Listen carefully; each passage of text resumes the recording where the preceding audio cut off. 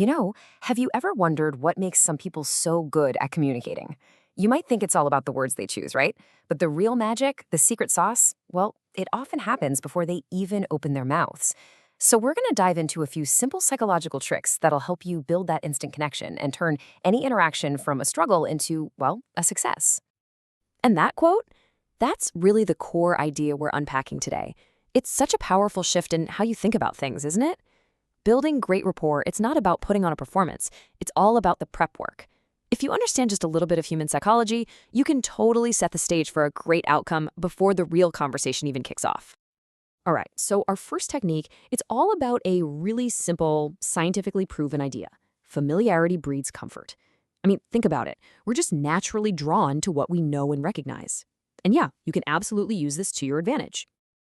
Okay, so this is what's known as the exposure effect. It's a super simple but really powerful idea. Basically, the more someone sees you, doesn't matter if it's in person, in a group email, or on a video call, the more they subconsciously start to like and trust you. Every little interaction, no matter how brief, builds this tiny foundation of preference. And just look at how this builds over time, right? First contact, you're a total stranger. Second time, maybe an acquaintance. By the third, hey, you're a familiar face. But the real shift, that often happens right around the fourth encounter. This is where something called the simple contact effect kicks in.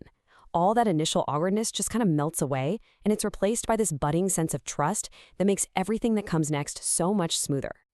Okay, next up, we've got a technique that taps right into our fundamental need to belong. We just naturally connect with people who we feel are, well, like us. This is the law of similarity. And let me tell you, it is a powerful shortcut to an easy, flowing conversation. So the key here is to find that genuine common ground. Before a big meeting or a presentation, maybe do a tiny bit of homework. Do you share a hobby, a professional goal? Maybe you both work in the tech industry. The moment you find that overlap, the conversation stops feeling like work and just flows. You're basically building a bridge between your world and theirs. All right, this next one is so simple, it's almost sneaky, but it is incredibly powerful for building positive momentum.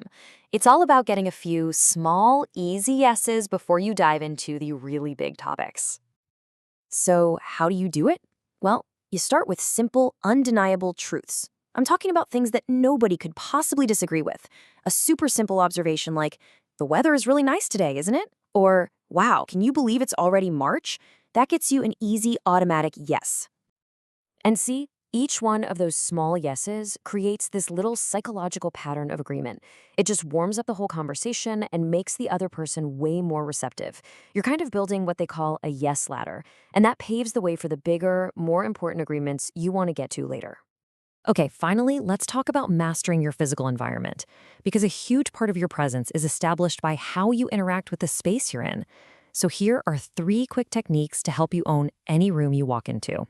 First step, you've got the contact effect. A simple, warm handshake or even just exchanging cards can build instant goodwill. It's that simple.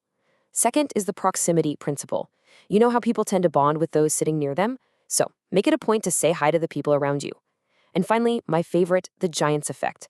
Before you speak, get familiar with your space.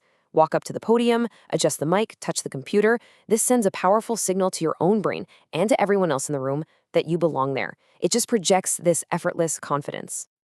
So, what's the big takeaway from all this? Well, when you start using these simple psychological principles, you shift your entire focus from stressing about performance to just getting prepared. Suddenly, communication stops being this big, stressful struggle and becomes what it's supposed to be, a natural way of building real connection. And really, that's the ultimate lesson here. When you lay the groundwork with a little familiarity, finding some common ground, getting those small agreements, you create this atmosphere of trust. And then, the actual communicating part becomes the final, easy step. So the next time you have an important meeting or presentation, ask yourself, what am I going to do before I even start to speak?